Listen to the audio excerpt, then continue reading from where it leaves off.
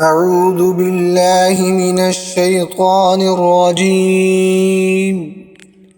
بسم الله الرحمن الرحيم. ألم تر كيف فعل ربك بأصحاب الفيل؟ ألم يجعل كيدهم في تضليل وأرسل عليهم طيرا أبابيل ترميهم بحجارة من سجيل فجعلهم كعصف مأكول.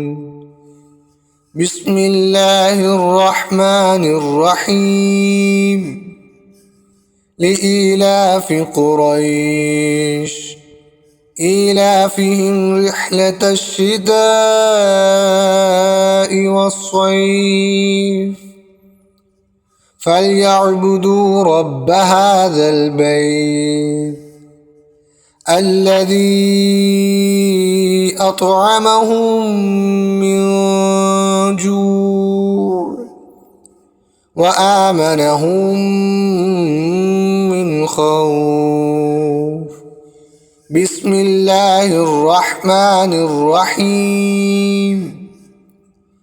أرأيت الذي يكذب بالدين فذلك الذي يدع اليتيم ولا يحض على طعام المسكين فويل للمصلين الذين هم عن صلاتهم ساهون الذين هم يراءون ويمنعون الماعون. بسم الله الرحمن الرحيم.